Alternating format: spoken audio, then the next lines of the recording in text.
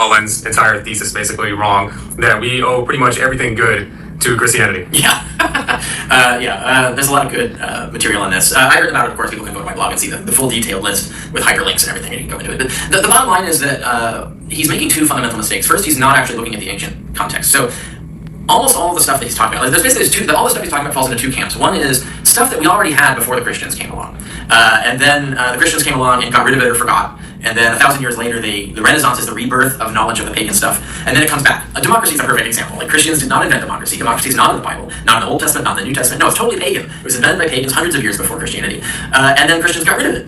And to be fair, like, the pagans also got rid of it through fascism, but the Christians then inherited that fascist rule and never brought democracy back until about 1,000 plus years later. But what they got is they got the idea back from the pagans and then started selling it. Hey, democracy, it's a great idea. But they weren't able to sell it as an idea that's in the Bible. Jesus doesn't say democracy is a great idea, never describes it or anything like that. Doesn't describe human rights. Human rights are not in the Bible. The concept is not there. That concept comes from Stoicism. Even the exact word, like human rights or natural rights, that's from pre-Christian Stoic philosophy. Pagans, right? So pagans invented all this. Christians forgot about it, and then when the Christians recovered the pagan knowledge, then it became popular again, and so on. So you can't credit Christianity with that, right? In fact, there's a lot of Christian opposition to these ideas. So that's one half. The other half of the problem is there are things that you can't actually connect to Christianity. So, like the scientific revolution, that's actually a recovery, again, of the pagan stuff. The laws of war, so like the United Nations, basically think of like the United Nations entire charter and the concept of human rights.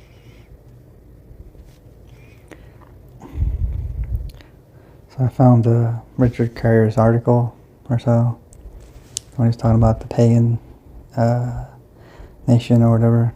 No, I think it was called something like the Christian nation nonsense or whatever. And this short video was like, I was watching was basically like he thinks it's all pagan in origin or whatever, the American foundations and all that. I just think it's just him using the focusing on the variable of paganism or so. And like me, I look at it from the religious variable, which I think ties into all the other stuff, like economics and stuff like that. And as far as the ideas of political government and all that. So I did put like some of the books, right, as sources for this generated essay. So it's just called the Covenantal Foundations of the American Republic, a response to Carrier. Starts off with introduction, covenant nation, from the first ink signatures of the Declaration of Independence to the solemn oath sworn in the halls of Congress. The American experiment is at its heart a covenantal undertaking. It is a nation not merely of laws, but of moral pledges to God, to fellow citizens, and to enduring principles of justice, liberty, and human dignity.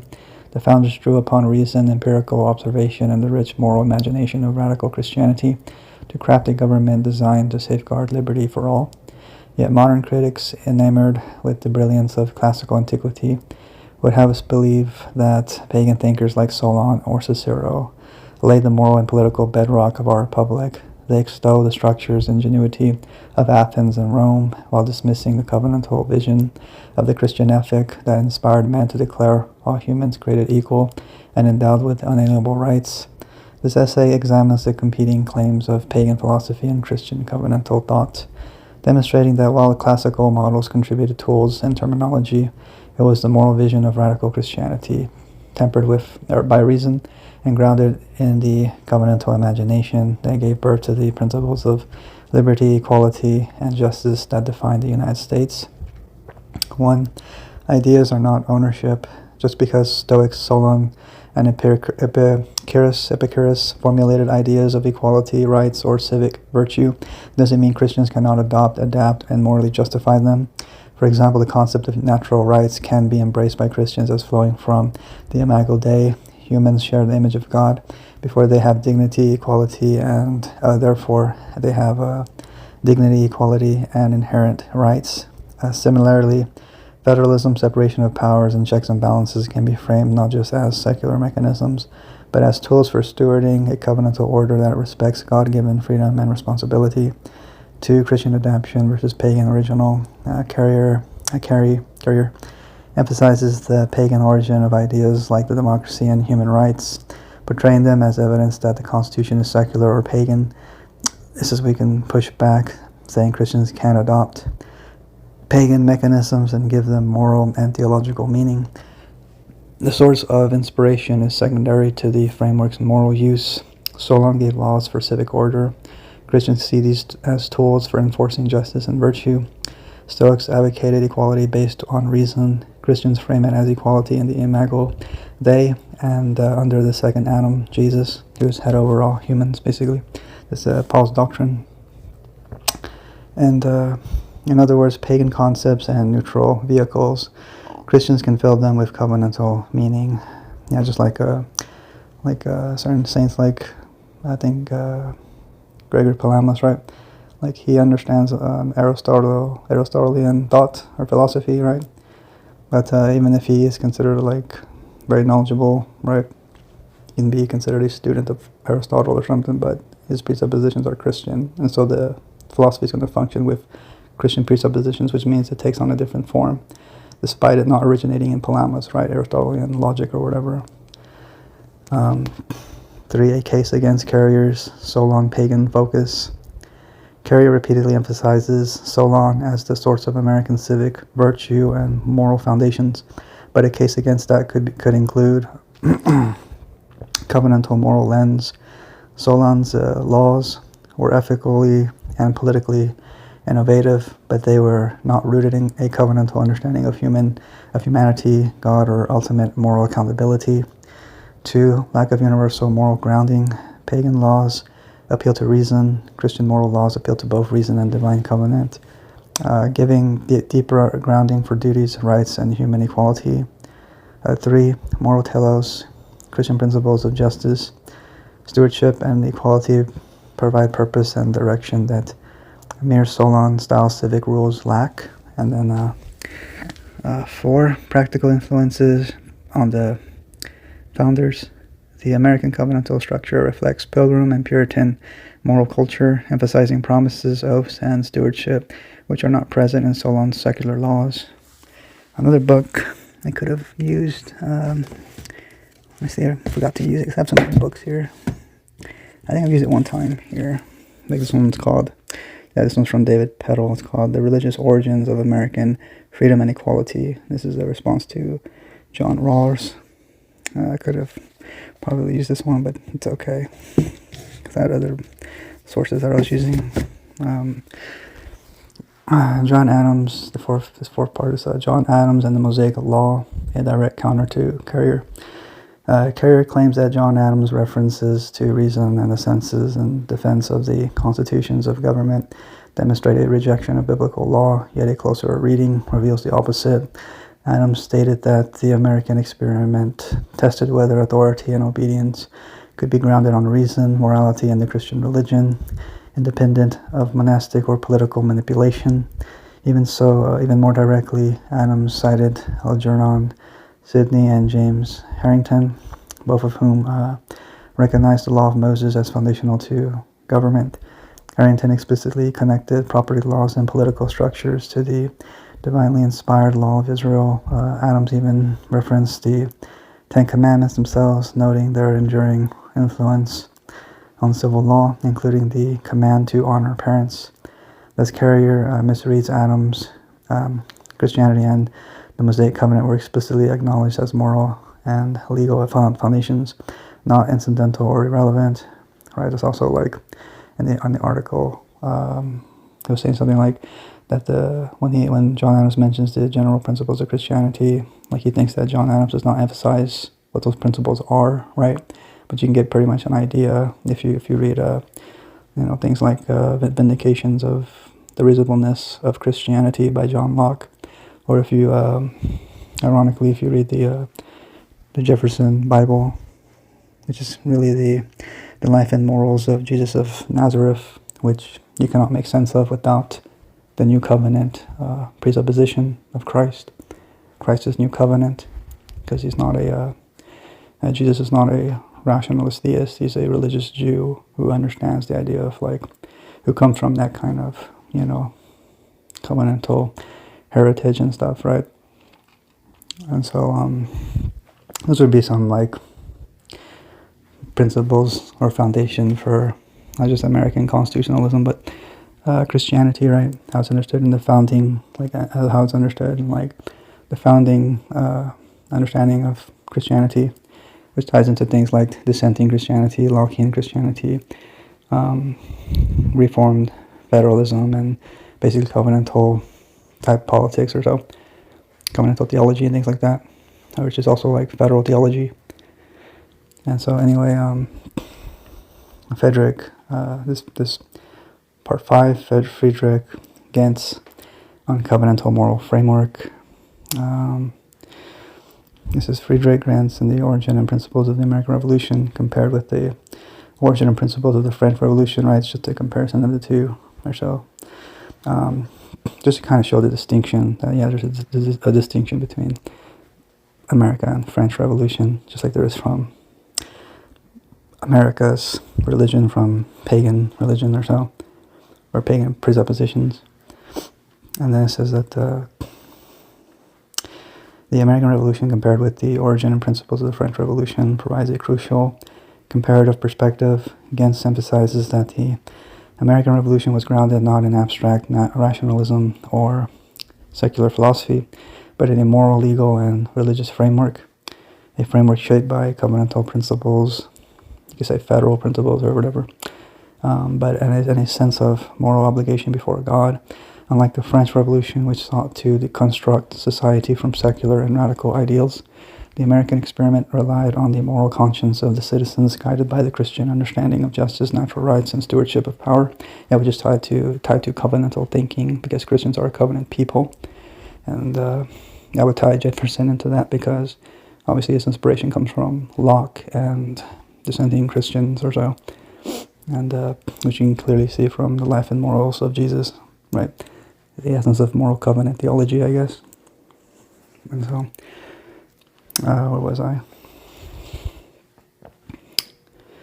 This demonstration that even when American leaders adopted civic mechanisms reminiscent of classical antiquity, such as checks and balances or representative government, those tools were interpreted and implemented within a covenantal moral vision, not as pagan inventions imposed on society. Gantz's analysis thus reinforces the position that the American founders engaged with classical ideas only as neutral vehicles, reconfiguring them in light of Christian moral and covenantal principles, directly challenging Carey's assertion that Solon or pagan thought served as the primary foundation of American governance. Also, I think like another essay did go over principles of separation. You can also see stuff, things like that within the Bible, right? I forgot which one it was. It was basically about Moses and Aaron, right? Like how those division of powers came about within in the context of the Hebrew Bible, right? So you do see a bit of separation of powers there as well, regardless of whether it originates in paganism or not. It's just how it's put to use, right? And what are the presuppositions? Because it's like the idea could be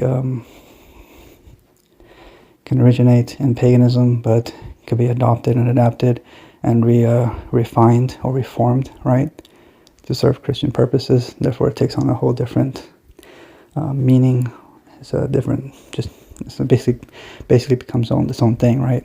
Like secular humanism and Christian humanism, like, are not really presupposing the same thing. In fact, they're not even really much of the same thing, because one presupposes like humanity at the center, and the other one presupposes, God and Christ or so at the center.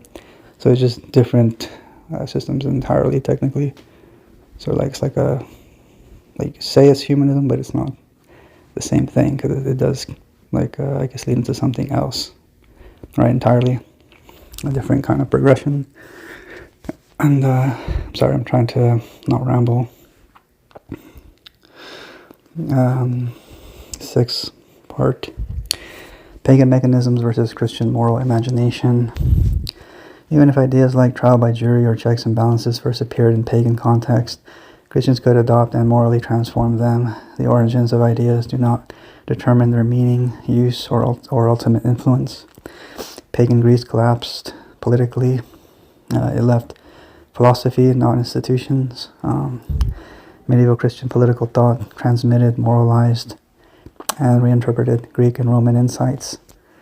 The founders' federalism, separation of powers, and covenantal oaths reflect moral stewardship, not merely classical imitation. Solon's civic laws were tools. Christian covenantal thought gave those tools purpose, grounding them in the moral equality of all humans as bearers of God's image. 7. America's political imagination was Christian. Even when adopting Greco-Roman mechanisms, the American mind remained fundamentally religious. Language of the Declaration, all men are created equal, endowed by their Creator, appealing to the supreme judge of the world. Radical Protestantism contributed universal moral accountability, limitation of magistrates by divine law, consent of the governed within covenant theology, equality of souls before God, and skepticism of concentrated power. Scottish common sense. Realism further reinforced moral epistemology compatible with Christian anthropology. So Kerr's argument reduces political history to pagan inheritance, ignoring the distinctively Christian moral categories that structured the founders' vision. 8. Christian reinterpretation by the oppressed. 1. Enslaved African American Christians created an egalitarian ethic. They grounded liberation in biblical principles, not Athenian or Roman ideas, cited the Exodus, God judging Pharaoh, Imago Dei, Paul's declaration that in Christ there is neither slave nor free, and God made of one blood all nations of men. Acts 17:26. 2. Indigenous Christian political philosophy, covenant theology of justice, geopolitical interpretation of America, and moral argument for equality based on the Imago Dei. 3. Benjamin Banneker's letter to Thomas Jefferson, right, 1791. It says, one universal Father have given being to us all. We are all brethren, explicitly Christian. Moral anthropology, devastating to Carrier's thesis, shows that Christians outside power structures use biblical principles, not pagan philosophy, to demand equality. Yeah, from what I read from Benjamin Banneker, is that he's one of the first African American scientists, right? He had something to do with the architect of the White House or so, and he also was a Christian. So he obviously challenged Jefferson on the equality of the equality of Christian men as Christians or so. And Jefferson agreed with that principle or so. But the whole point is that they presuppose some form of Christian morality or so for equality in America. And then for pattern, said enslaved Christians, Bible against slavery, abolitionists, Christian covenant theology, Black church tradition, civil rights theology, women's rights advocates, equality arguments, Christian, Frederick Douglass, MLK, political theology from Scripture. This demonstrates that Christianity generated democratic, egalitarian, and liberationist ideas, even when secular or pagan philosophy provided no moral basis for equality. 9. Ideas from Hebraic religious principles.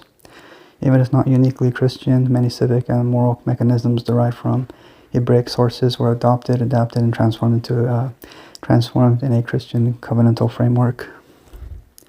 Covenantal oaths inspired the Declaration and the Constitution. Federalism became a practical stewardship of covenantal authority. Separation of powers, trial by jury, and checks and balances were morally grounded, not just procedural. Christian reinterpretation gave moral life to structures that might otherwise be neutral or pagan. And 9, conclusion, the triumph of covenant and conscience. So it says, let us be clear. The American Republic did not emerge from Athens, Rome, or the ivory towers of pagan philosophers. It emerged from the hearts and minds of men and women who believed in a covenantal order ordained by God, yet implemented through human reason. Solon could devise the structures of governance, but he could not conceive the moral imperative to honor the equality and dignity of every human being. Cicero could articulate natural law, but he could not inspire the citizens to defend liberty as a divine trust. America's founders fused the best of reason with the profound moral insight of Christianity. The Declaration of Independence enshrines a covenant with God. The Constitution translates that covenant into a practical framework for justice, liberty, and the rule of law. Federalism ensures the stewardship of power in accordance with moral responsibility. These are not pagan inventions. They are the practical outworking of a sacred covenantal imagination applied to human society. Even as critics point to the oppressive legacies of Christendom or the failings of the colonial church history, history shows that it was precisely the moral conscience born of radical Christianity that inspired movements for equality, justice, and civil rights, from the abolition of slavery to the advocacy of Benjamin Banneker and beyond. Pagan models never faced these moral questions. They offered structure but not conscience. In the end, to honor the true foundation of American liberty, we must recognize that it is not Solon's pagan laws, nor the abstraction of secular reason that sustain our republic. It is the covenantal ethic of Christianity, realized in reason, practice, and institutional ingenuity, that continues to breathe life in our laws, our courts, and our national conscience. America was born of a covenant. It lives by covenant, and its enduring promise rests on the moral imagination that dare to bind liberty, law, and conscience together under God. Sorry, I know it's long-winded. And this are the sources that I used. The Jefferson Bible, Victor Newell, John Locke, Vindications of Reasonableness of Christianity, Nicholas B. Miller, The Religious Roots of the First Amendment, Aaron Shalev, American Zion, Carl J. Richard. I used 2 books from him.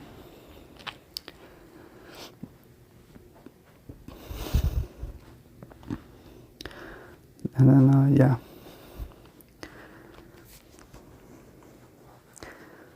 So anyway, yeah, I'll stop it there. If you like my videos, please like and subscribe. Thank you. God bless.